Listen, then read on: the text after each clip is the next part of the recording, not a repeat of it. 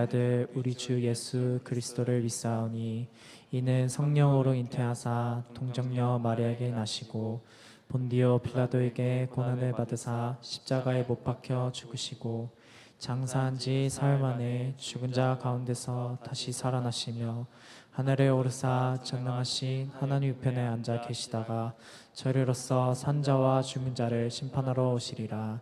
성령을 믿사오며 거룩한 공예와 성도가 서로 교통하는 것과 죄를 사하여 주시는 것과 몸이 다시 사는 것과 영원히 사는 것을 믿사옵나이다.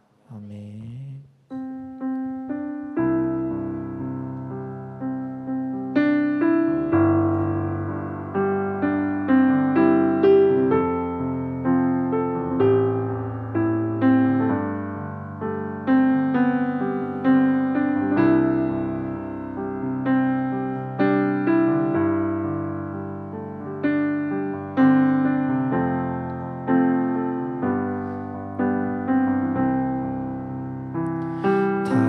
수 없고 오를 수 없네.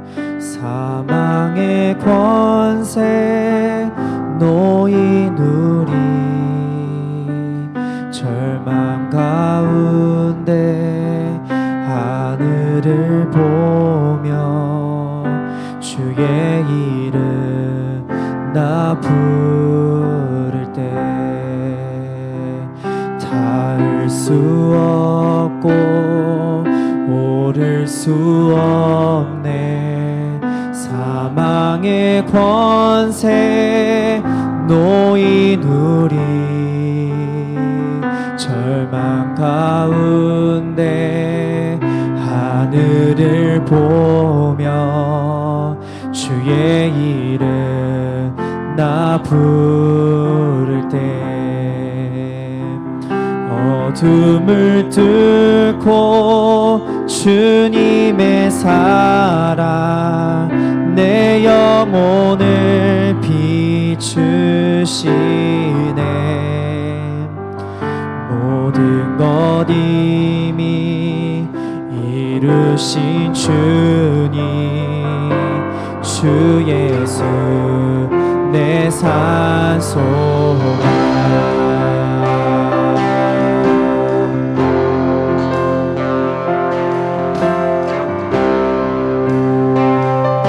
찬양합시다. 닿을 수 없고 닿을 수 없고 오를 수 없네. 사망의 권세 노인 우리 절망 가운데 하늘을 보며 주의 이름 나 부를 때 닿을 수 없고 닿을 수 없고 오를 수 없네. 사망의 권세 노인 우리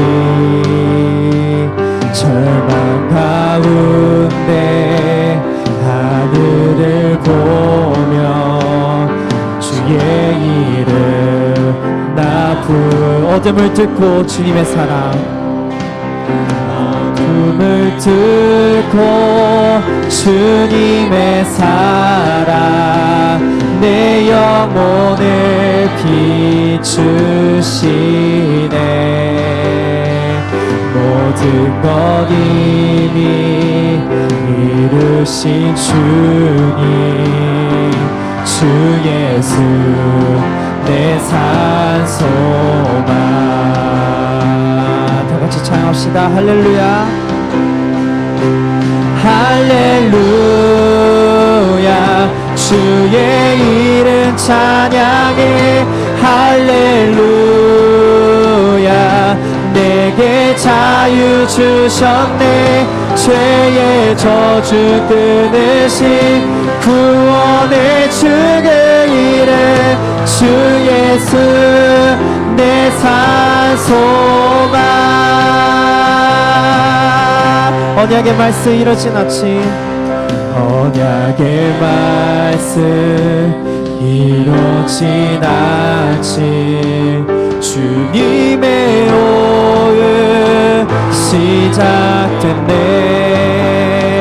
죽음 이기신 유다의 사자, 우리의 주 부활하시. 다시 한번 더 고백하겠습니다. 언약의 말씀, 언약의 말씀 이뤄지. 주님의 호흡 시작됐네. 주님의 호흡 시작됐네. 죽음 이기신 유다의 사자, 우리의 주 부활하셨네. 우리 주 승리하셨네. 할렐루야. 주의 이름 찬양해. 할렐루야. 주의 이름 찬양해. 할렐루야. 내게 자유 주셨네. 죄의 저주 끊으신 구원의 주의 이름, 주 예수 내 산소. 할렐루야. 주의 이름 찬양해. 할렐루야. 주의 이름 찬양해. 할렐루야. 내게 자유 주셨네. 죄의 저주 끊으신 구원의 주의 이름, 주 예수 내 산소.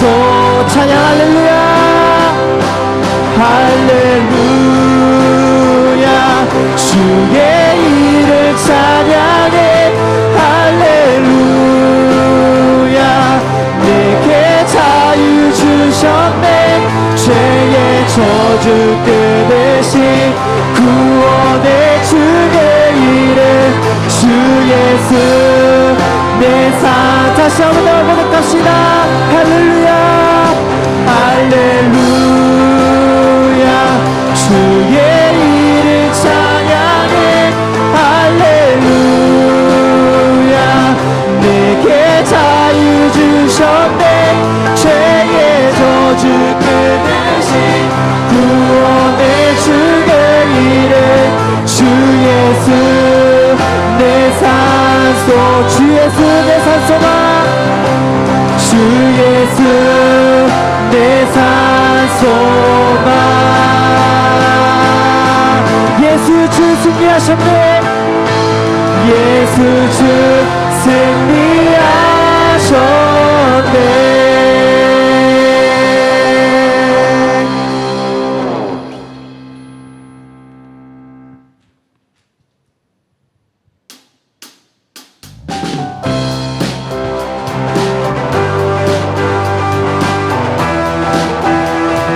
슬픈 마음 있는 여러분들 다 같이 이 시간에 예배에 모여서 주님을 찬양하기 원합니다.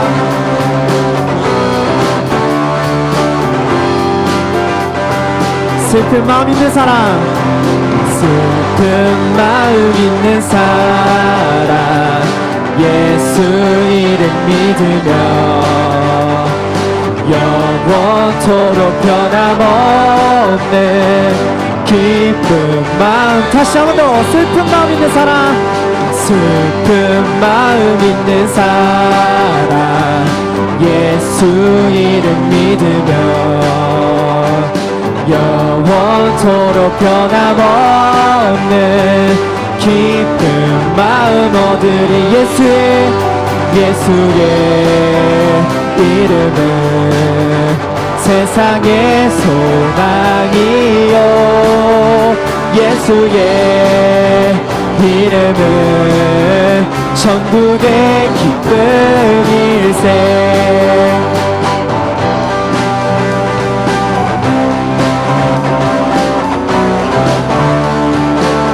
다같이 2절 찬양하겠습니다.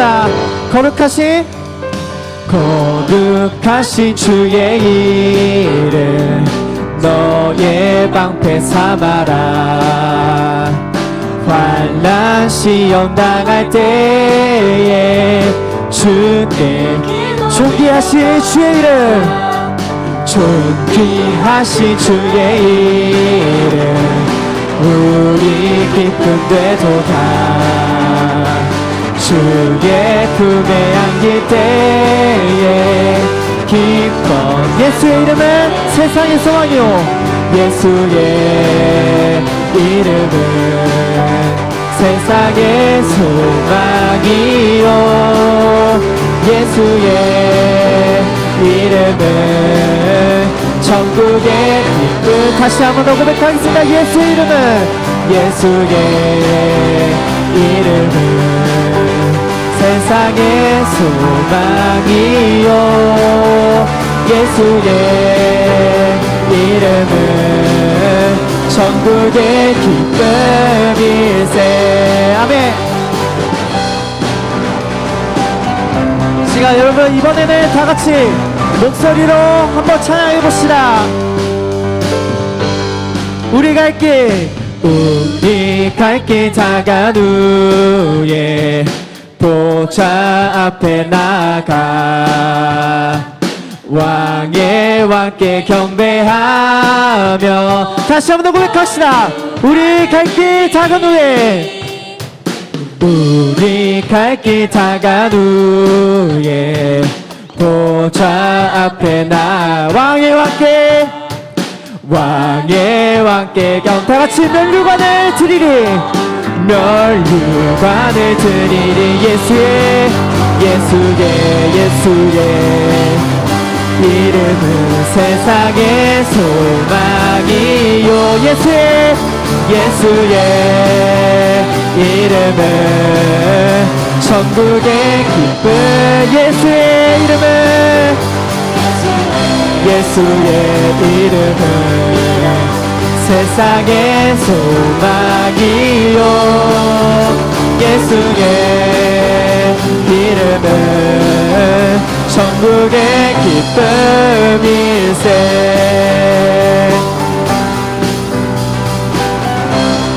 다같이 찬양합시다. 예수 열방의 소망. 예수 열방의 소망 예수 우리의 위로자. 주는 온 땅에 영원한 소망. 예수 어둠 속에 빛 예수 변함없는 진리. 주는 온 땅에 빛이 되시네. 우리 위해 죽으시고 다시 사신 생명의 주님만이 소망이요 변함없는 반석이라. 주님만이 온 세상을 비추시네. 또 죽음에서 부활하신 우리 구주 평강의 왕. 모든 자의 소망 되신 주를 믿네. 예수 열방의 소망. 예수 열방의 소망. 예수 우리의 위로자. 주는 온 땅에 영원한 소망. 예수 어둠 속의 빛. 예수 어둠 속의 빛. 예수 변함없는 진리. 주는 온 땅에 빛. 우리 위해 죽으시고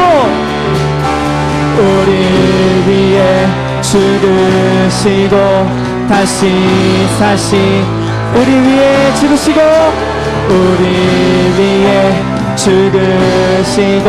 다같이 기쁜 마음으로 고백합시다. 생명의 주 주님만이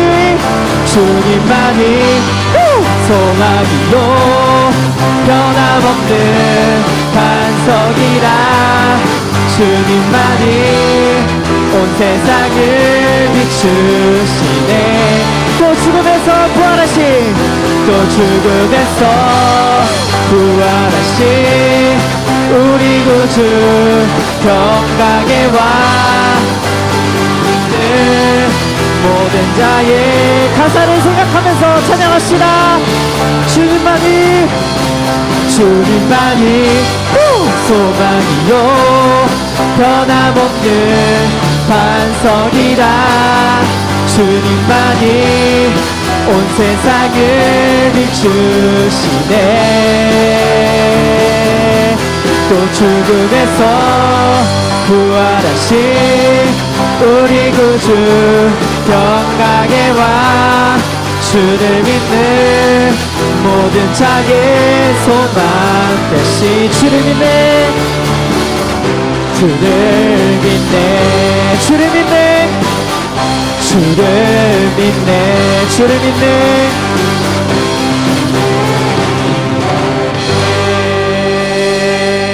아멘.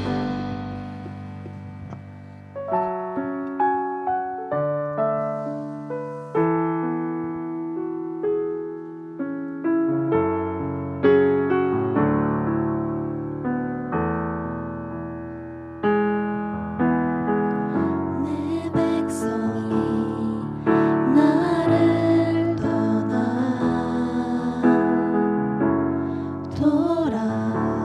돌아섰지만 내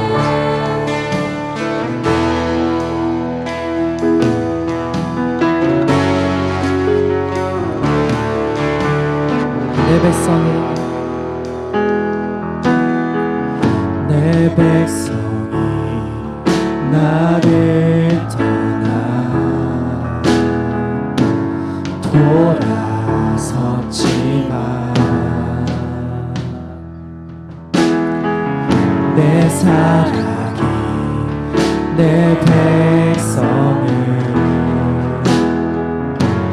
포기 못하니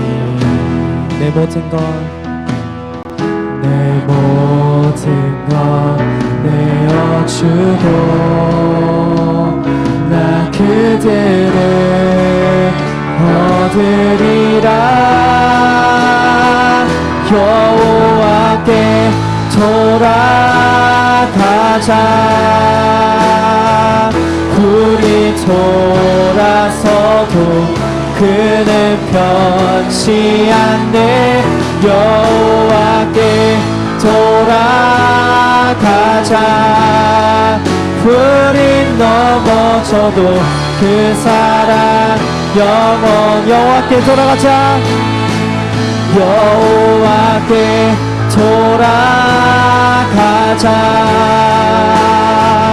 우린 돌아서도 그는 변치 않네. 여호와께 돌아가자. 우린 넘어져도 그 사랑 영원하네. 사랑은 오래 참고 사랑은 오래 참고 자신을 내어주네. 서로 사랑할 때 세상은 주보네. 사랑은 절대 지지 않네.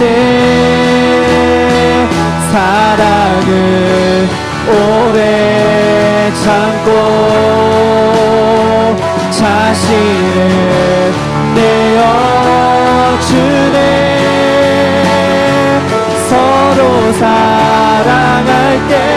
세상은 주 보내 사랑을 절대 지지 않네.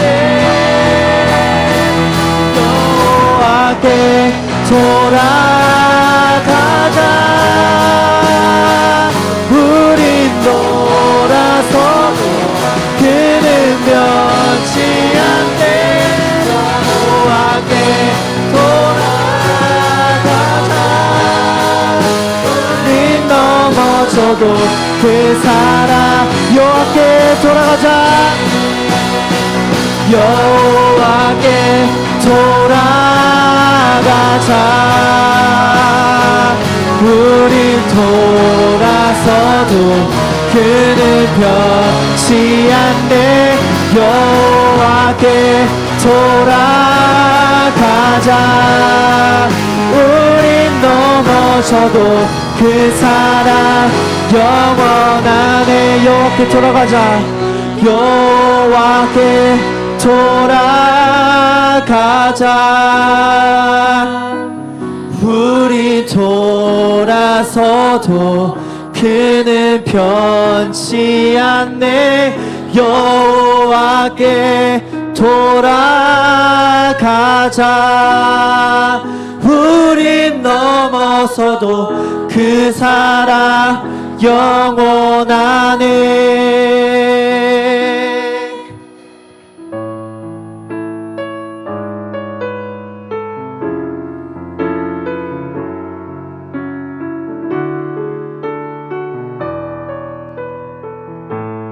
주 안에 우린 하나. 주 안에 우린 하나. 모습은 달라도 예수님 한 분만 바라네. 사랑과 선행으로 서로를 격려해 따스함으로 보듬어 가리. 주 안에 우린 하나.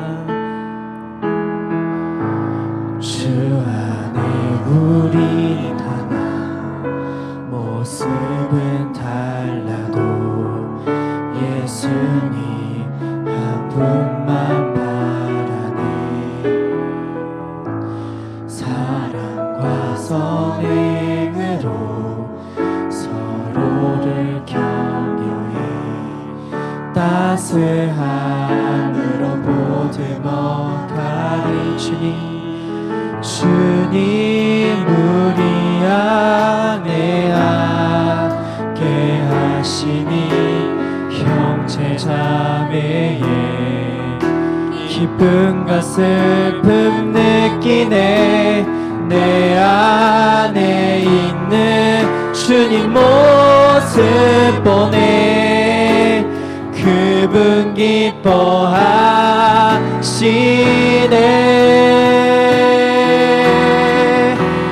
주님 우리를 통해 주님 우리를 통해 계획하시니 부족한 이슬로 찬양하게 하시니 주님 우리를 통해 계획하시니 너를 통해 하시를 기대해. 주님 우리를 통해 주님 우리를 통해 계획하시니 부족한 이슬로 찬양하게 하시니 주님 우리를 통해 계획하시니 너를 통해 하시를 기대해.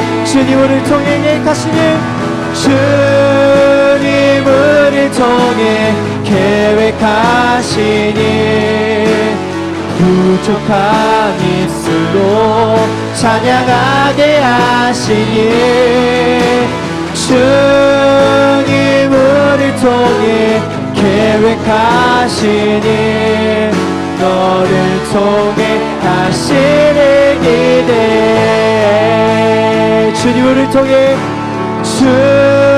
주님을 통해 계획하신 일 부족한 입술로 찬양하게 하시니 주님을 통해 계획하시니 너를 통해 하시를 기대해.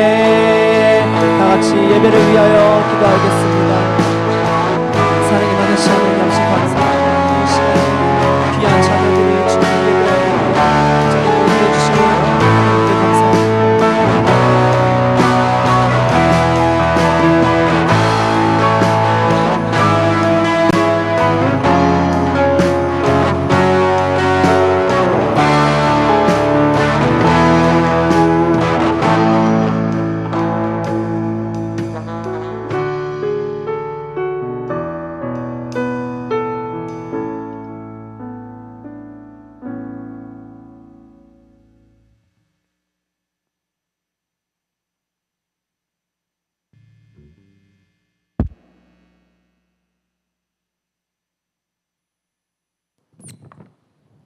다 같이 기도하시겠습니다. 우리 삶의 주인 되시는 주님, 거룩하고 복된 날 저희들을 주님의 전에 불러주셔서 아버지를 찬양하며 예배드릴 수 있게 허락하심 감사드립니다. 주님, 지난 한 주간의 삶을 되돌아봅니다. 그리스도인으로서 구별되어 거룩한 존재가 되어야 함을 알고 입술로는 그렇게 고백했지만 이 세상과 타협하며 살아가길 좋아하는 저희들이었음을 주님 앞에 고백합니다. 이 시간 회개하오니 연약하고 부족한 저희를 긍휼히 여기사 용서하여 주세요. 이 땅에 없어질 것들의 소망이 아닌 하늘의 소망을 바라보며 살아가길 원합니다. 주님, 점점 더 악해져가는 세상 속에서 우리의 믿음이 흔들리지 않게 하여 주시옵소서. 말씀을 가까이 하여 그 말씀 안에서 주님의 뜻을 찾고 모든 고난과 시험 속에서도 말씀을 통해 승리를 경험하게 하시옵소서. 지금 이곳에 모인 청년들이 가지고 있는 각자의 고민, 걱정, 두려움이 있습니다. 그 순간들과 상황들 속에서 항상 함께 하시는 주님, 우리 삶의 방향을 이끄시는 주님을 믿으며 따라가길 소망합니다. 우리를 인도하여 주세요. 아버지께서 세우신 임원들과 리더들이 있습니다. 예정되어 있는 하반기 행사 준비 과정들 속에서 어려움이 없게 하시고 주님의 일하심을 믿고 담대히 나아가길 원합니다. 각자의 자리에서 수고하며 헌신하는 그들을 기억하며 복을 더하여 주세요. 리더들이 이끌어가는 길에서 때로는 어려움과 고민에 부딪힐 때도 있을 텐데 그럴 때 주님의 은혜와 사랑을 경험하여 청년들에게 그 사랑을 보여줌으로써 믿음의 본이 될 수 있게 하옵소서. 저희 우름교회 청년들이 사람으로 인하여 상처받지 않게 하시고 내가 너희를 사랑한 것 같이 너희도 서로 사랑하라고 말씀하신 것 같이 우리가 서로의 모습을 온전히 사랑할 수 있게 하시고 함께 기뻐하고 함께 슬퍼할 수 있는 그런 믿음의 공동체가 되게 하여 주시옵소서. 다시는 돌아오지 않을 지금 이 청년의 때에 창조주 하나님을 기억하며 주님께로 더욱더 가까워지게 하시옵고 우림교회 청년부 한 명 한 명을 기억하여 주시옵소서.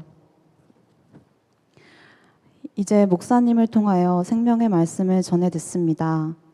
목사님 건강을 항상 지켜주시며 가정의 평화가 늘 있게 하시옵고 전하시는 말씀에 성령이 충만하여서 듣는 우리에게도 감동이 있게 하시고 우리의 삶이 변화되기를 소망합니다.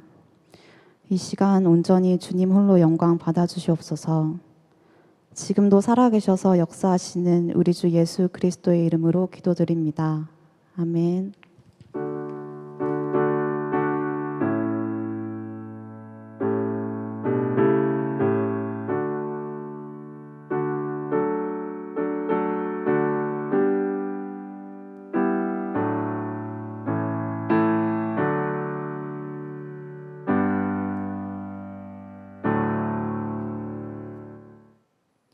말씀 읽겠습니다. 아담이 그의 아내 하와와 동침하매 하와가 임신하여 가인을 낳고 이르되 내가 여호와로 말미암아 등남하였다 하니라. 그가 또 가인의 아우 아벨을 낳았는데 아벨은 양 치는 자였고 가인은 농사하는 자였더라. 세월이 지난 후에 가인은 땅의 소산으로 제물을 삼아 여호와께 드렸고 아벨은 자기도 양의 첫 새끼와 그 기름으로 드렸더니 여호와께서 아벨과 그의 제물은 받으셨으나 가인과 그의 제물은 받지 아니하신지라. 가인이 몹시 분하여 안색이 변하니 여호와께서 가인에게 이르시되 내가 분하여 함은 어찌 됨이며 안색이 변함은 어찌 됨이냐. 내가 선을 행하면 어찌 낯을 들지 못하겠느냐. 선을 행하지 아니하면 죄가 문에 엎드려 있느니라. 죄가 너를 원하나 너는 죄를 다스릴지니라. 가인이 그의 아우 아벨에게 말하고 그들이 들에 있을 때 가인이 그의 아우 아벨을 쳐 죽이니라. 아멘.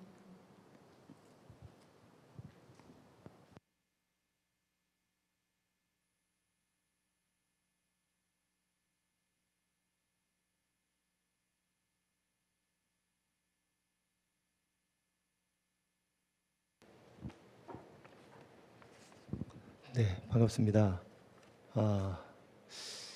저는 7절까지 읽을까봐 걱정을 했어요.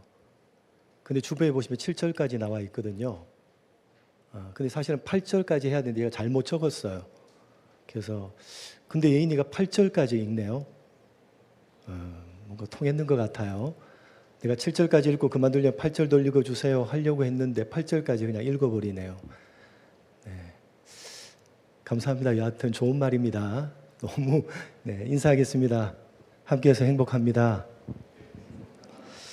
여러분은 반갑고 행복할지 반갑지 않고 행복하지 않을지 모르겠지만 저는 반갑고 행복합니다. 여러분도 반갑고 행복했으면 좋겠습니다. 오늘 말씀은 우리가 잘 아는 말씀이죠. 가인이 누구를 죽이는 거죠? 자기 동생 아벨을 죽이는 사건입니다. 왜 죽였죠? 발단이 무슨 사건 때문이죠? 가인과 아벨이 하나님께 각각 제사를 드렸습니다. 근데 하나님께서 각각 제사를 드렸는데 누구 제사는 받으시고 아벨의 제사는 받으시고 가인의 제사는 받지 않으셨어요. 그래서 그것 때문에 결국은 오늘 8절 말씀처럼 가인이 자기 동생 아벨을 쳐서 죽이게 됩니다. 오늘 이 말씀을 해석하는 중요한 쟁점은요, 하나님께서 왜 아벨의 제사는 받으셨는데 가인의 제사는 받지 않으셨느냐라고 하는 것이 오늘 본문을 해석하는 중요한 쟁점입니다. 많은 사람들이 이렇게 해석합니다. 하나님께서 왜 가인의 제사를 받지 않으셨느냐? 왜요? 그가 짐승을 죽여서 피를 흘리는 제사를 하지 않았기 때문이다. 반대로 아벨의 제사는 왜 받으셨죠? 아벨은 짐승을 죽여서 피를 흘리는 제사를 드렸기 때문에 아벨의 제사는 받으셨다라는 것입니다. 여러분, 하나님께서 제사를 할 때 짐승을 죽여서 제사하라 라고 말씀하셨는데 아벨은요, 그 말씀을 따라서 짐승을 죽여서 제사를 드렸고 그래서 하나님이 받으셨고, 그런데 가인은 어떻게 했다는 거죠?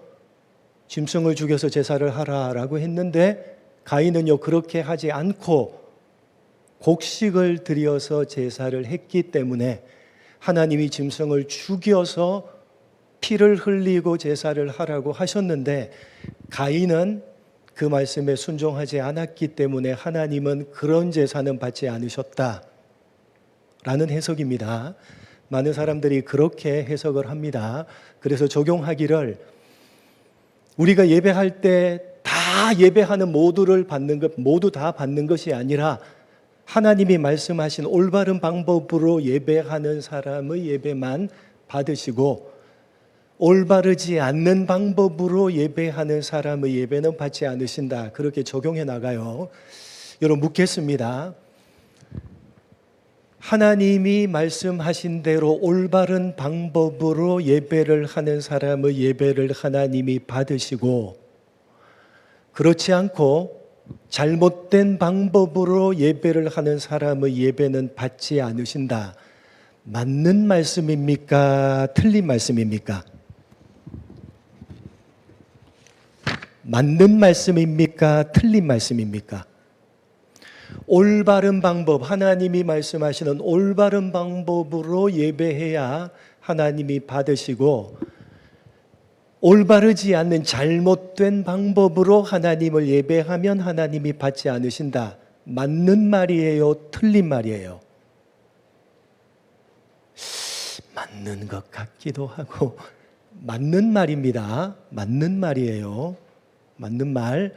여러분 그 예로 출애굽기 32장 같은 데 보면 이스라엘 백성들이 하나님을 예배하고 하나님께 제사하는데 뭘 만들었죠? 금송아지 모양을 만들어 놓고 하나님께 제사한다고 제사했어요. 올바르지 않는 방법으로 했을 때 하나님은 그 예배를, 그 제사를 받지 않으셨습니다. 맞는 말씀이에요. 올바른 방법으로 예배해야지, 올바른 방법으로 제사하고 올바른 방법으로 예배해야지 하나님이 받으시는 것이고, 내 마음대로 내가 하고 싶은 대로 그런 방법으로 예배하면 하나님이 받지 않으십니다. 맞는 말씀이에요. 그런데 이 사건을 그렇게 적용시켜서 해석할 수 있느냐? 그건 아니라는 거죠. 이해가 되십니까? 왜 아니냐? 왜 이 본문을 그렇게 해석하면 안 되느냐? 여러분 2절 말씀을 보시면 어떻게 되어져 있죠? 본문 2절 말씀 한번 읽어보겠습니다. 본문 2절 같이 읽겠습니다. 시작.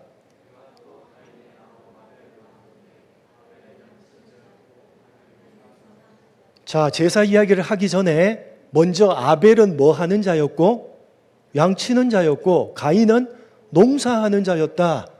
이렇게 이야기하고 난 다음에 이제 아벨은 뭘로 제사를 드렸고 양을 죽여서 양의 첫 새끼로 제사를 드렸고 가인은요 곡식을 들여서 제사를 드렸다. 이상한 게 있어요, 없어요? 이상한 게 있어요, 없어요? 없잖아요. 아벨이 왜 짐승을 죽여서 제사를 드렸죠? 양치는 자였기 때문에 자기가 일한 소산을 가지고 하나님께 드린 거예요. 가인은 달라요. 똑같잖아요. 가인도 농사하는 자잖아요. 농사하는 자. 그러니까 자기가 열심히 일한 그 소산, 곡식을 가지고 제사를 드리는 게 당연한 것 아니에요. 잘못된 게 하나도 없어요. 아니 목사님, 하나님이 짐승을 죽여서 제사하라고 했지 않습니까? 그건 이때 말씀하신 게 아니에요. 언제 말씀하신 거죠? 출애굽기 20장 넘어서 이스라엘 백성들이 나중에 이스라엘 백성들이 출애굽해서 시내산에 이르렀을 때에 십계명을 필두로 하는 율법을 주시면서 그 율법 가운데 뭘 명하신 거죠? 너희가 제사하려고 하면 짐승을 죽여서 이러저러한 방법으로 제사를 해라. 특별히 레위기 같은 데 보면요 설명하고 있잖아요. 그때 명령한 거지 지금 이때 명령한 게 아니에요. 더군다나 여러분 율법에 하나님이 이렇게 제사하라 라고 하는 그 부분을 읽어보시면요 꼭 짐승만 죽여서 제사해야 되지 않고 곡식으로 드리는 제사도 있어요. 그렇기 때문에 후대에 명령된 걸 끌어와서 짐승을 죽여서 제사하라고 했는데 가인은 곡식을 드렸기 때문에 안 받으셨고 아벨은 양으로 짐승으로 제사를 드렸기 때문에 받으셨다라고 해석하는 것은 받아들이기가 어렵습니다. 어떻게 보면요 둘 다 당연하게 제사한 거예요. 가인은 농사하는 자이기 때문에 곡식으로 하나님께 제사한 거고 아벨은요 양치는 자이기 때문에 양 새끼를 드려서 짐승을 죽여서 제사를 한 겁니다. 문제가 없어요. 그것 때문에 하나님이 받으시고 안 받으셨다라고 해석하는 건 받아들이기가 어렵습니다. 또 하나 어떻게 해석하느냐? 가인 자신에게 문제가 있었다. 제사는 문제가 없는데 가인이라는 사람, 그 제사를 하는 사람이 문제가 있었다. 왜요? 여러분 잘 본문을 한번 읽어보세요. 하나님이 가인의 제사를 받지 않으셨다. 이렇게 되어져 있지 않아요. 하나님이 아벨의 제사를 받으셨다. 이렇게 되어져 있지 않아요. 오늘 본문을 잘 보세요. 오늘 본문에 어떻게 되어져 있죠? 글씨가 작아서 안 보이네요, 저는. 자, 어떻게 되어져 있죠? 4절 말씀 한번 띄워주세요. 밑부분을 한번 보세요. 여호와께서 아벨의 제물을 받으셨다. 이렇게 안 되어져 있죠? 어떻게 되어져 있죠? 아벨과 그의 제물을 받으셨다. 누구를 언급하죠? 그 제물만 받은 게 아니라 그 제물을 드린 사람, 아벨과 그가 드린 제물을 받으셨다. 자, 그 다음 가인도 어떻게 묘사하고 있어요? 가인도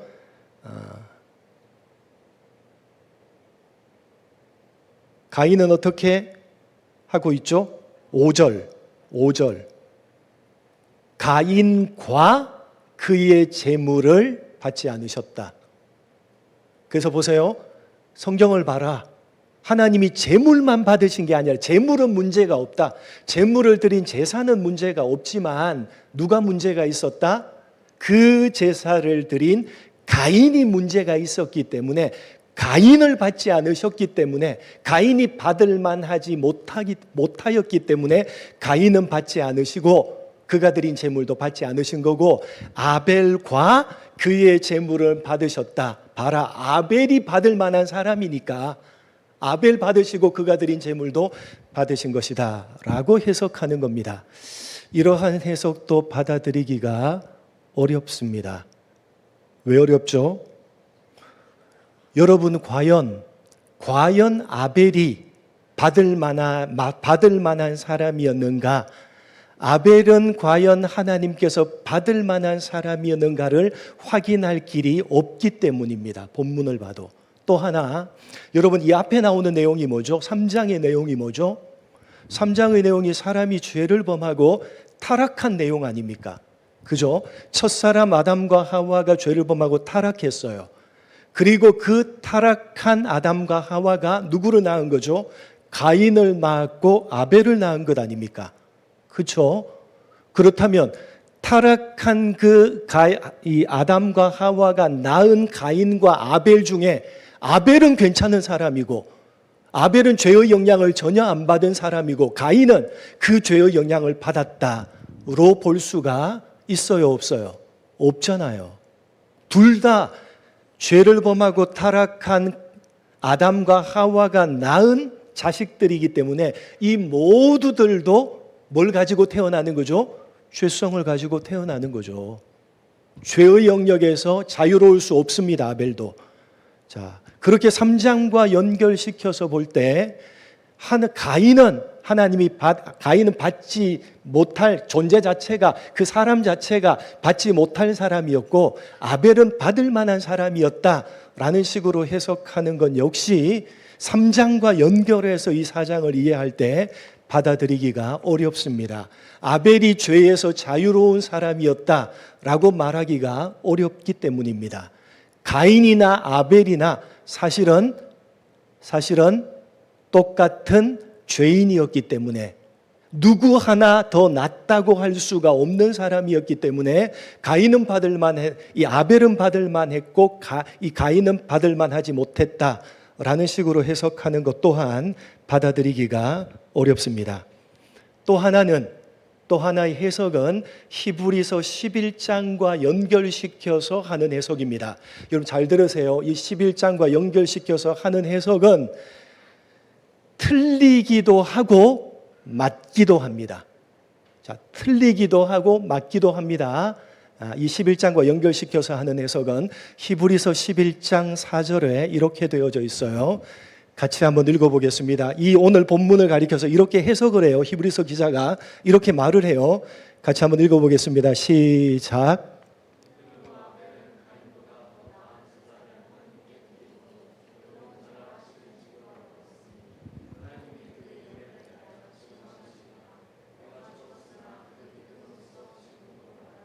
자, 이것과 연결시켜서 어떻게 해요? 아벨은 뭘로 제사를 드렸고 아들 아벨은 믿음을 가지고 제사를 드렸고 가인은 믿음을 가지고 제사를 드린 게 아니다. 여기 봐라. 믿음으로 아벨은 가인보다 더 나은 제사를 드렸다라고 되어져 있지 않느냐. 하나님이 가인의 제사를 받지 않으신 건 그가 믿음을 가지고 하나님을 예배하고 제사하지 않았기 때문에 받지 않으신 거고, 가인보다 더 나은 제사, 아벨은 믿음으로 가인보다 나은 제사를 드렸기 때문에, 믿음으로 드렸기 때문에 하나님이 그 믿음으로 드린 아벨의 제사는 받으셨다. 이렇게 11장과 연결시켜서 하는 해석입니다. 일리가 있죠, 그죠? 신약 성경에서 그렇게 설명하고 있으니까. 그러나 사실 그렇게 보기는 어렵습니다. 그렇게 보는 건 잘못된 해석입니다. 왜냐하면 히브리서 11장에서 말하고 있는 믿음으로라는 단어를 잘못 이해한 그 이해에서 해석한 것이기 때문에 그건 올바른 해석이라고 보기가 어렵다는 것입니다. 무슨 말이냐? 여러분 일전에 제가 설명을 한번 했는 것 같은데 이해하시는지 모르겠어요. 여러분 성경이 말하는 믿음은요, 뭐죠? 믿음은 뭐죠? 믿습니다 이거예요. 믿습니다. 자, 내가 누굴 믿죠? 여러분이 누굴 믿죠? 여러분이 믿음을 가지고 있다면 그 믿음은 여러분은 누구를 믿는다는 거예요? 하나님을 믿는다는 거잖아요. 그 믿음, 하나님과 내가 하나님을 믿는 하나님과 나 사이에 맺어지는 관계를 성경은 믿음이라고 표현하고 있는 거예요. 한동희와 저가 맺고 신뢰의 관계를 맺고 있다면 그 신뢰의 관계, 한동희와 내가 맺고 있는 그 신뢰의 관계를 가리켜서 성경은 믿음이라고 그런다고요. 자, 그러면 한동희와 내가 그 신뢰의 관계를 형성하기 위해서는 둘 다 가만히 있으면 됩니까? 안 됩니까? 누군가가 먼저 어떻게 해야 돼요? 관계를 시작해야 되는 것 아닙니까? 그렇죠? 누군가가 먼저, 제가 먼저 하든지 한동희가 먼저 하든지, 한동희와 되게 부담스러워하는데 한동희와 제가 믿음과 신뢰의 관계를 형성하려고 한다면 한동희가 먼저 관계를 시작하든지 제가 먼저 관계를 시작해야지만 믿음과 신뢰의 관계가 형성될 것 아니에요. 그렇죠? 자, 내가 하나님을 믿는다라고 하는 건요, 일방적인 게 아니라고요. 우리는 자꾸 믿음이라고 하는 걸 내가 하나님을 향해서 하는 일방적인 것으로 자꾸 생각하는 거예요. 믿습니다. 의심하지 않습니다. 자꾸 이것만 생각하는데 그건 반쪽이라고요. 반쪽. 이해가 되세요? 왜요? 성경이 말하는 믿음은 관계이기 때문에. 누구와의 관계? 하나님과 나와의 관계. 어떤 관계? 믿음과 신뢰의 관계. 하나님과 내가 맺고 있는 믿음과 신뢰의 관계를 가리켜서 성경은 믿음이라고 하기 때문에 일방적인 게 아니, 한쪽에서 하는 일방적인 게 믿음이 아니라 쌍방이 해서 이 쌍방이 해서 맺어지는 그 관계를 성경은 믿음이라고 그럽니다. 이해를 하시는지 모르겠어요. 자, 누군가가 먼저 시작해야 되는데 한동희와 저와의 관계는 제가 먼저 시작할 수 있고 한동희도 먼저 시작할 수 있어요. 그 관계 맺음을. 그러나 하나님과 우리와의 관계 속에서는요, 반드시 누가 먼저 하셔야 돼요. 이 관계를, 관계 맺음을 누가 먼저? 하나님이 먼저 하셔야 됩니다. 하나님이 먼저 하시지 않으면요, 사람은 스스로 먼저 하나님과의 관계를 시작할 수가 없습니다. 왜요? 죄와 허물로 하나님을 향해서 죽었기 때문에, 죄를 범함으로 하나님을 향해서 죽어버렸기 때문에 죽어버린 사람 스스로가 하나님을 향해서 그 관계를 시작할 수가 없습니다. 누가 먼저 시작해야 되죠? 하나님이 먼저 시작을 하셔야 하나님과 나와의 믿음의 관계, 이 믿음이 형성되는 겁니다. 이해하시겠어요? 히브리서 11장은요, 누구 편에서의 믿음으로 이 믿음의 관계를 누가 먼저 시작하셨다? 하나님이 믿음으로 먼저 시작하셨다. 하나님 쪽에서의 행위, 하나님 쪽에서의 믿음으로라는 것이기 때문에 이걸 믿음으로 아벨은 아벨이 믿음으로 했구나로 해석해서 사장을 갖다 붙여서 해석하는 것은 잘못된 해석이라는 겁니다. 이해가 되세요? 여기서 믿음으로 아벨은 할 때 아벨과 하나님이 믿음의 관계가 시작되었는데 누가 믿음으로 아벨과의 관계를 시작한 것이다? 믿음으로 하나님이 아벨을 찾아가셔서 아벨과 믿음의 관계를 시작하신 것이다 라고 하는 말씀이 히브리서 11장의 말씀입니다. 그래서 이걸 아벨이 한 것으로 해서 4장으로 가져가면 잘못된 것이지만 어떻게 해서 가져가면 올바른 거죠? 여기서 믿음으로 아벨은 이 믿음으로를 하나님이 하신 거구나로 생각해서 4장으로 가져가면 올바른 해석이 되는 겁니다. 이해가 되세요? 자, 이 믿음으로 아벨은 하나님이 아벨에게 믿음의 관계를 시작하셨다. 하나님이 아벨을 찾아가셨다. 하나님이 아벨과의 관계를 시작하셨다. 라는 차원에서 이 11장 말씀을 바르게 이해해서 자, 이쪽으로 가져가면 어떻게 되는 거죠? 하나님이 아벨의 제사를 받으신 건 뭐죠? 누가 그렇게 하신 거죠? 아벨이 받을 만한 사람이었고 그가 드린 제사가 받을 만한 제사였기 때문이 아니라 그 제사를 누가 받으신 거죠? 하나님이 받으셨다는 겁니다. 하나님이 비로소 아벨과의 관계를 시작하셨다는 거예요. 우리가 더 알기 쉬운 말로 하면 하나님이 누구를 선택하셨다? 하나님이 아벨을 선택하셨다. 하나님이 아벨을 선택해서 그를 찾아가셨다. 라는 의미인 겁니다. 가인은요, 받지 않으셨다? 하나님이 가인은 선택하지 않으셨다. 라는 말이 되는 거예요.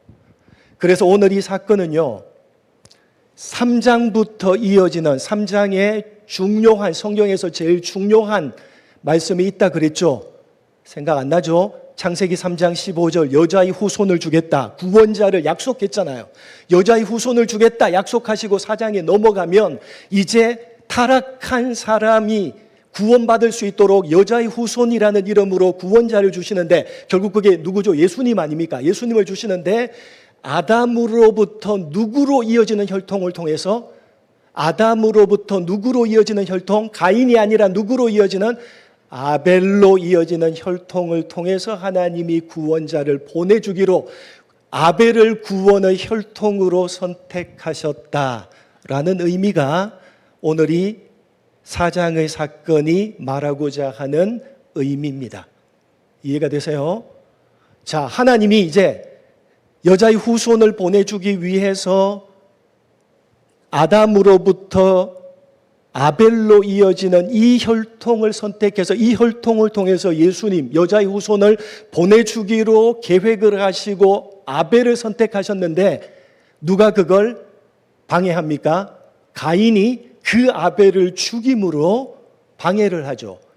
그래서 하나님, 여러분 이 4장을 쭉 읽어보시면요, 4장 끝나는 그 무렵에 이렇게 되어져 있습니다. 하나님이 아벨을 대신해서 누구를 주셨다? 셋을 주셨다. 그리고 5장으로 넘어가면요, 아담으로부터 셋으로 이어지는 족보를 이야기합니다. 여러분이 성경의 흐름을 이해하겠어요? 3장에 하나님이 여자의 후손을 주겠다, 여자의 후손으로 예수님이 오시게 하겠다라고 약속하시고 이제 아담 이후로부터 그 구원의 약속을 지켜가시는 겁니다. 예수님이 보내실, 구원자를 보내실 혈통으로 하나님이 아담의 아들 가운데 누구를 선택하셨다? 아담으로부터 아벨로 이어지는 혈통을 선택하셨는데 가인이 그걸 방해했잖아요. 죽였잖아요. 그래도 하나님은 포기하지 않으시고 그 아벨 대신에 셋을 주셔서 이제 아담으로부터 셋으로 이어지는 이 혈통, 그래서 5장이 아담으로부터 셋으로 이어지는 족보를 이야기하면서 하나님이 바로 이 아담으로부터 셋으로 이어지는 이 혈통을 통해서 약속하신 구원자 예수님, 여자의 후손을 보내주기로 작정하셨다라고 하는 것을 보여주기 위한 것이 오늘 이 제사를 받지 않으시고 하나님이 아벨을 구원의 혈통으로 선택하셨다라는 걸 우리에게 가르쳐 주기 위해서 오늘 본문을 우리에게 이야기하고 있는 것입니다. 자, 제가 이걸 근거로 해서, 이 내용을 근거로 해서 제가 오늘 말씀드리고 싶은 건요, 교회를 바라보기 원합니다. 교회. 여러분, 우리 공동체를 바라보기 원하는 겁니다. 자, 하나님이 누구를 선택하셨다고요? 하나님이 가인이 아니라 아벨을 선택했습니다. 왜요? 왜 하나님이 가인을 선택하지 않으시고 아벨을 선택하셨어요? 왜요? 하나님이 왜 지금 교회 밖에 다니는 A라는 사람을 선택하지 않으시고 한동희를 선택해서 여기 있게 하셨어요? 이유가 뭐예요? 저 A라는 사람보다 한동희가 너무너무 잘났기 때문이에요? 잘났기 때문이에요? 가인은 너무너무 못났고 아벨은 너무너무 잘났기 때문에 하나님이 가인은 선택 안 하고 잘난 아벨을 선택한 거예요? 아니에요, 그죠? 여러분 자신이 하나님의 자녀로 선택받은 이유는 뭐예요? 그 이유와 원인이 나에게 있어요, 없어요? 나에게 없어요. 하나님이 아벨을 선택하신 이유가 아벨에게 없어요. 성경 아무리 봐도 아벨이 그럴만 했기 때문에 하나님이 선택하셨다, 그런 말이 없어요. 그렇게 한다면요, 성경 전체를 다시 적어야 돼요. 사람은 죄를 짓고 다 타락해버렸어요. 다 하나님을 반역하고 타락해버렸어요.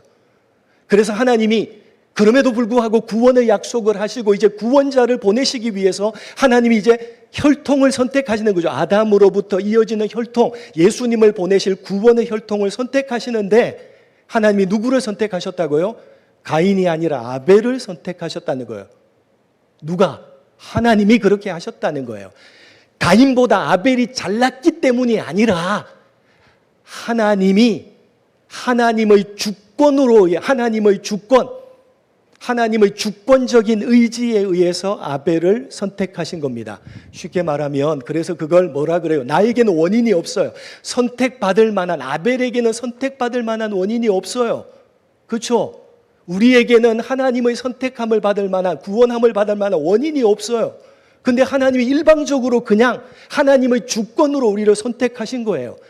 그걸 성경은 은혜라고 그래요. 은혜. 나는 아무것도 한 게 없는데, 나는 조건이 없는데, 나는 자격이 안 되는데 하나님이 그냥 선택하신 거예요, 자녀로. 그래서 그걸 은혜라고 그러는 겁니다. 자, 우리는 그렇게 은혜를 받은 아벨과 똑같이 그렇게 우리는 하나님이 주권적으로 우리에게는 아무 이유가 없는데 하나님이 그냥 일방적으로 우리를 사랑하셨고 우리를 선택하셔서 우리를 하나님의 자녀로 삼아주신 겁니다. 그래서 여기 모여 있잖아요. 공동체를 이루어서. 여기 있는 한 사람 한 사람은요, 다른 사람들보다, 교회 안 다니는 다른 사람들보다 뛰어났기 때문에, 다른 사람보다 선택받을 만한 어떤 근거가 있었기 때문이 아니라 다 똑같은데, 다 자격이 없는데, 다 구원받을 만한 그런 자격이 없는 사람인데 하나님이 일방적으로, 어떻게 해요? 주권적으로, 일방적으로 하나님께서 선택하셔서, 은혜로 선택하셔서 우리는 여기 지금 이 자리에 공동체를 이루고 모여 있는 겁니다. 그런데 그런 오늘 본문의 형식을 빌어서 말하자면 아벨의 계열에 속해 있는, 무조건적인 선택함을 받아서 공동체를 이룬 아벨의 계열에 속해 있는 사람들 사이에서도 가인이 했던 일이 일어날 수 있다는 겁니다. 그걸 오늘 우리는, 그런 모습들을 오늘 우리는 본문을 통해서 봐야 되는 겁니다. 자, 보세요. 가인이 아벨을 돌로 쳐서 죽입니다. 왜요? 똑같이 제사를 드렸는데 누구 제사를 받으신 거예요? 자기 제사는 받지 않으시고 가인의 제사를 받은 거예요. 쉽게 말하면 하나님이 누구를 인정하시는 거예요? 누가 잘했다 하시는 거예요? 똑같은데, 자기가 생각하기에 똑같은데 내가 더 잘했는 것 같은데 하나님이 누구를 잘했다고 하는 거예요? 자기가 아니라 아벨을 잘했다고 하는 거예요. 하나님이 너무 화가 나는 거예요. 왜 제가 잘했어? 내가 더 잘했는데. 그거 아니에요. 그래서 너무 분한 거예요. 안색이 변하면서. 왜 하나님이 내가 아니라 쟤지? 이거잖아요. 그래서 결국 어떻게 했다고요? 안색이 변해서 분노하면서 결국은 쳐서 죽이잖아요. 자, 이런 일들이 하나님의 무조건적인 선택함을 받은 교회 공동체 속에도 일어날 수가 있다는 겁니다. 여러분은요, 아벨처럼 아무런 조건이 없었어요. 여러분은 선택함을 받을 만한, 구원함을 받을 만한 그런 사람이 아니었어요. 저도 그렇고요. 여러분도 그렇고요. 여기 있는 그 누구도 하나님의 구원하심, 하나님의 선택하심을 받을 만한 자격과 조건을 조금이라도 가진 사람은 단 한 사람도 없어요. 모두 다 죄인이에요. 그렇잖아요. 선택함을 받았음에도 불구하고 구원받은 하나님의 백성이라고 스스로 고백함에도 불구하고 지금도 여전히 죄를 짓고 있잖아요. 지금도. 예? 여기 있는 그 누구도 하나님이 선택함을 받고 하나님이 구원하심을 받을 만한 자격과 조건을 갖추고 있는 사람은 아무도 없어요. 그 누구도 없어요. 그런데 하나님이 은혜로 우리 모두를 선택하셔서 이 자리에 불러 모으신 거잖아요. 나도 그렇고 너도 그렇잖아요. 근데 우리는 무슨 꼴을 못 본다고요? 제가 잘 되는 꼴은 못 본다고요. 제가 인정받는 꼴은 못 본다고요. 나 잘했지. 내가 잘해야지, 내가 잘하고 내가 인정받는 것만 원한다고요. 제가 인정받으면 시기심이 올라온다고요. 어디서도? 교회 공동체 안에서도 그렇잖아요. 아니에요?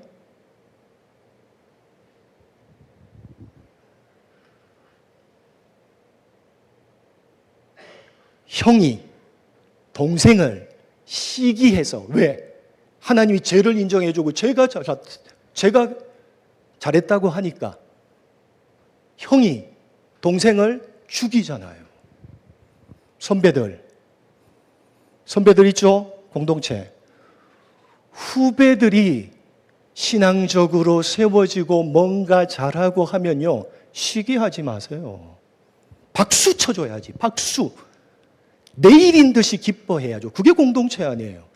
그게 하나님의 은혜로 구원함을 받아서 하나님을 섬긴다고 여기 모여있는 그 사람들이 해야 되는 마땅한 바 아니에요.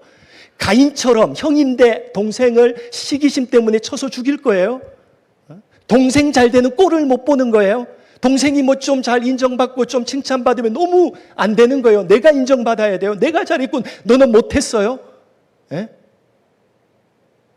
그게 무슨 하나님의 은혜로 모인 공동체예요. 누가 잘하면요, 이 공동체에서 누가 잘하고 누가 인정을 받고 누가 하면요, 박수 쳐줘야지. 내가 그렇게 하는 거죠. 박수 쳐줘야지. 그렇지 않아요? 반대로 누가 잘못하면 너는 잘못해서, 너 이게 잘못됐잖아. 그렇게 해야 돼요, 이 공동체 안에서. 에? 잘못됐으면 덮어야죠. 품어야죠. 하나님이 그렇게 여러분을 덮으시고 품으셔서 은혜로 여기 오게 하셨잖아요.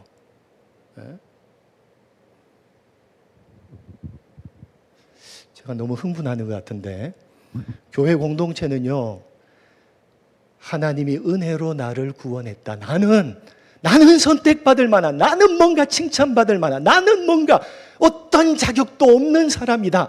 그걸 인정하지 않는 사람은요, 사실은 선택함을 받은 사람이라고 말할 수가 없어요. 없어요.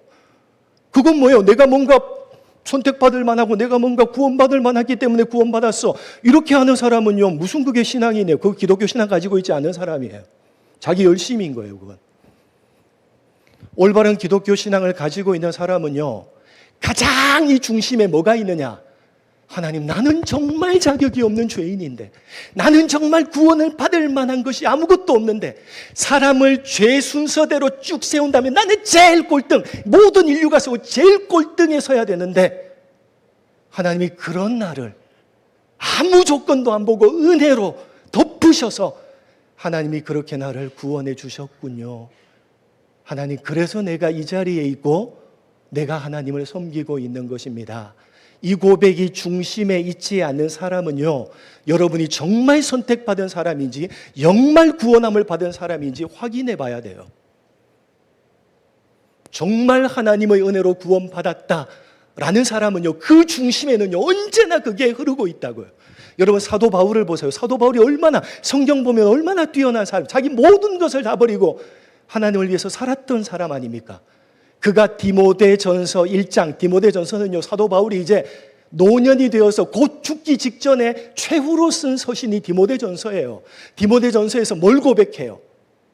미쁘다 모든 사람이 받을 만한 이 말이요 그리스도 예수께서 죄인을 위해서 이 땅에 오셨다 함이로다. 죄인 중에 내가 괴순이라. 죄인 중에 내가 최고 악질이다. 그게 누구 고백이라고요? 사도 바울. 언제 했던 고백이라고요? 예수 감 믿어서 했던 고백이 아니라 수십 년 동안 자기의 모든 것들을 버리고 자기의 진액을 다해서 하나님을 섬겼던 그 백발의 노사도가 자기 죽음을 이제 얼마 앞두고 가장 마지막으로 편지를 쓰면서 뭘 고백하죠? 하나님, 죄인 중에 나는 괴수입니다. 죄인 중에 괴수와도 같은 나였는데 하나님이 나를 선택하시고 나를 구원하시기 위해서 이 땅에 오셨습니다. 그걸 고백하고 있잖아요. 그게 사도 바울만의 고백이겠어요? 우리 모두의 고백이어야 되는 겁니다. 그 고백으로 우리는 여기 모여서 하나님을 섬긴다고 하고 있고 여기 모여서 청년부라는 공동체를 이루고 있는 거예요. 그 고백이 정말 여러분에게 있다면 다른 사람이 부족한 부분이 보이고 못한 부분이 보이고 잘못된 부분이 보이면 그런 고백을 하는 사람은 어떻게 하겠어요? 나도 그렇잖아요. 그렇죠? 덮어야죠. 온몸으로 덮어야죠. 그게 공동체죠. 누가 부족한 것이 보이고 누가 잘못한 것이 보이면 여러분 자신을 던져서 덮어야죠.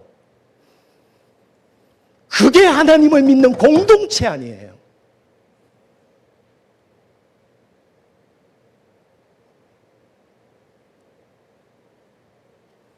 선배들은 후배들을 덮고 후배들이 잘하면 내일처럼 박수 쳐주고 정말 잘했다 기뻐해주고 후배들이 좀 부족한 부분이 보이면 선배들이 자기 자신을 던져서 덮어주고 감싸주고 후배들은요 그런 선배들을 믿고 존경하며 그들의 믿음의 길을 따라가려고 노력하고 그게 공동체잖아요. 그게 교회잖아요. 그거 안 되면 세상 공동체하고 뭐가 달라요?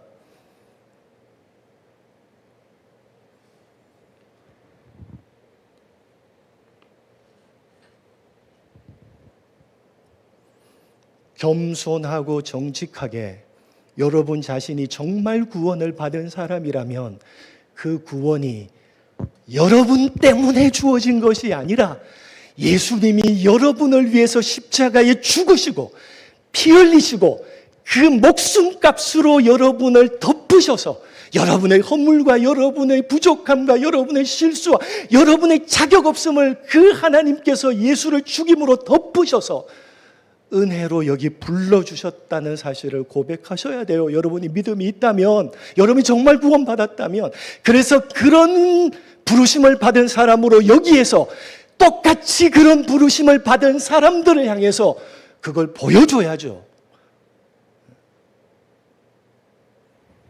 그래야 교회 공동체 아닙니까? 그래야 교회 공동체. 그거 하지 않고 교회 공동체라는 말을 쓰지 마세요. 무슨 공동체예요? 그거 안 하면서. 여러분은 가인과 아벨을 통해서 우리 공동체를 봤으면 좋겠어요. 우리 공동체. 정말 한 사람 한 사람이 그런 고백을 하면서 정말 어떤 사람들이 하나님의 인정을 받고 교회 사람들의 인정을 받고 칭찬을 받고 정말 내일처럼 박수 쳐주고 반대로 어떤 부족한 부분들이 보이고 어떤 잘못한 부분, 어떤 실수가 보이면 그걸 온 몸을 던져서 덮어주고 감싸주고 세워주는 여러분 그런 공동체, 정말 하나님이 기뻐하시는 그런 공동체를 여러분 각자가, 후배는 선배들이 그렇게 해야지 아니에요. 여러분이 하시면 되잖아요.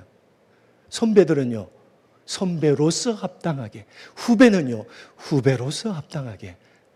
여러분 다른 사람이 해주기를 바라지 마시고 여러분 자신이, 여러분이 구원받았다면 여러분 자신이 그런 것들을 공동체 가운데 해나가면서 정말 이 청년부 공동체가, 정말 이 교회 공동체가 정말 그런 고백이 넘쳐나고 그렇게 하나가 되어지는 그런 참된 공동체를 이루어 가시는 여러분 모두가 되시기를 주님의 이름으로 간절히 축복합니다. 하나님 아버지, 오늘 가인과 아벨의 사건을 통해서 교회 공동체를 돌아봅니다. 성령께서 깨닫게 하셔서 하나님 아버지, 우리가 한 공동체로 부름을 받은 사람들임을 고백하게 하시고, 우리가 한 공동체로 어떤 사람이 기쁘고 즐거운 일을 맞이하며 그것이 내일인 양 함께 기뻐하며, 또 어떤 사람이 좀 부족하고 아쉽고 좀 하나님 잘못된 모습을 보인다면 온몸을 던져서 덮어주는 하나님, 그런 한 몸 된 공동체가 이 청년부 공동체 가운데 이루어질 수 있도록 그 일을 위해서 다른 사람이 아니라 내가 먼저 그렇게 한 공동체를 이루기 위해서 노력하는 그런 우리 청년부 모든 사람들, 모든 공동체가 될 수 있도록 인도하여 주옵소서. 감사드리오며 예수님의 이름으로 기도드립니다. 아멘. 찬양하며 봉헌하겠습니다.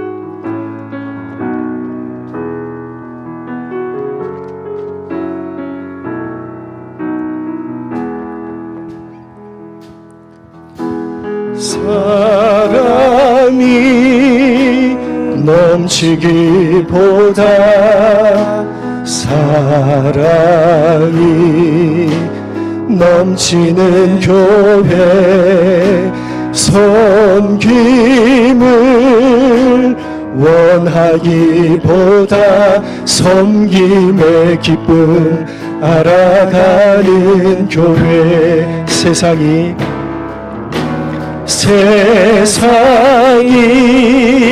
주목하기보다 주님이 주목하는 교회, 화려한 겉모습보다 중심이 주를 향한 교회, 주님이 피로 사신 아름다운 교회, 서로 사랑함으로 하나 되는 교회, 주님이 머리 되신 거룩한 교회, 우리 함께 내 작은 생각보다도 내 작은 생각보다도 하나 되매 소중함하는 교회, 세상에 알려지기보다 서로가 서로를 깊이 아는 교회, 세상이 주목하기보다 세상이 주목하기보다 주님이 주목하는 교회,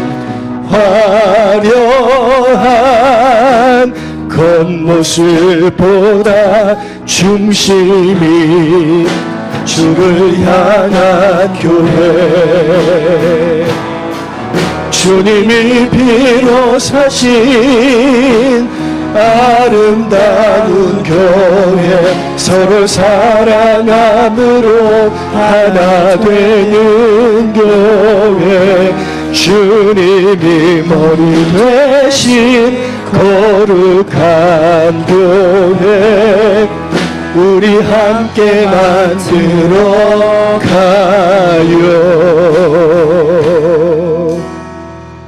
하나님 아버지, 주님이 기뻐하시는 교회, 사랑이 넘치며 섬김이 넘치는 교회, 세상이 주목하기보다 주님께서 주목하시는 주님이 피로 사신 아름다운 교회를 사랑함으로 하나됨으로 지켜가는 하나님 귀한 우리 청년부 공동체가 될 수 있도록 도와주옵소서. 그 일에 내가 앞장서겠습니다 다짐하고 결단하는 마음으로 예물을 주 앞에 올려드리오니 주께서 기뻐 흠향하여 주옵소서. 드린 손길마다 기억하시되 하늘을 여사 하늘의 신령한 복과 땅의 기름진 복으로 충만히 채워 주옵소서. 감사하오며 예수님의 이름으로 기도드립니다. 아멘. 네, 광고하겠습니다. 청년부 예배는 1시 30분입니다. 예배 시작 10분 전에 기도로 준비하는 청년부가 되었으면 좋겠습니다. 수요 예배 광고입니다. 김두현 목사님께서 예수 이름을 믿기 전에 라는 제목으로 말씀 전해주시겠습니다. 금요 기도회는 신정엽 담임 목사님께서 여호수아 강해로 말씀 전해주시겠습니다. 이번 주 리딩 지저스는 예레미야 31장부터 예레미야애가 5장 읽도록 하겠습니다. 네, 9월부터 시작되는 청년부의 소그룹 모임이 있는데요. 저희 순장님들이 순방을 통해서 링크를 보내주신 걸로 알고 있어요. 많은 관심과 참여 바랍니다. 네, 감독하는 그녀들 번외 버전으로 감독하는 그들 여자 청년 축구 선수를 모집합니다. 9월 말에서 10월 초 예정하고 있고 순장님을 통해서 신청해 주셔도 되고 저에게 연락 주셔도 됩니다. 많은 지원 바랍니다.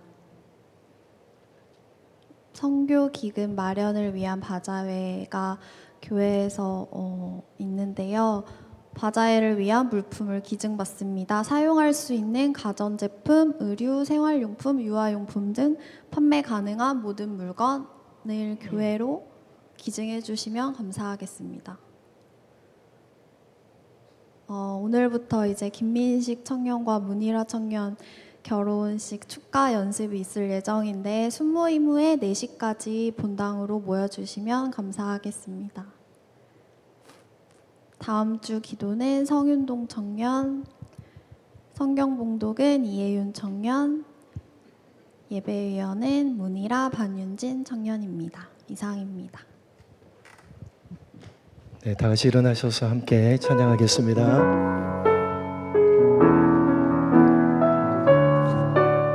다짐하고 결단하며 손을 내밀어 서로를 격려하며 축복합니다.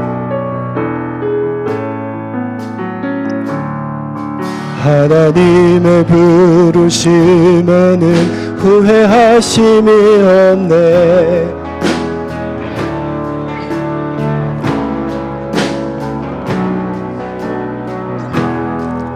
하나님의 부르심에는 결코 실수가 없네. 나를 부르신 하나님의 신실한 작은 나를 부르신 뜻을 나는 알 수 없지만 오직 감사와 순종으로 주의 길을 가리라. 때론 내가 연약해져도 주님 날 도우시니 주의 놀라운 그 계획을 나는 믿으며 살리. 날 부르신 뜻 내 생각보다 크고 날 향한 계획 나의 지혜로 측량 못하나 가장 좋은 길로 가장 완전한 길로 오늘도 날 축복합니다. 널 부르신 뜻 내 생각보다 크고 널 향한 계획 너의 지혜로 측량 못하나 가장 좋은 길로 가장 완전한 길로 오늘도 널 이끄심 믿네. 가장 좋은 길로 가장 좋은 길로 가장 완전한 길로 신실하신 주를 찬양해. 주 예수 그리스도의 은혜와 하나님의 극진하신 사랑과 성령의 교통하심이 무조건적인 값없는 은혜로 불러주신 그 하나님의 부르심을 언제나 가슴에 새기며 함께 불러주신 나와 함께 공동체를 이루고 있는 한 사람 한 사람, 그들과 한 공동체가 되어가리라. 공동체라는 이름에 부끄럽지 않는 그런 청년부를 만들어 가리라 다짐하고 결단하고 돌아가는 모든 청년들 머리 위에 한 주간의 모든 삶 가운데 이제로부터 영원토록 함께 있을지어다. 아멘.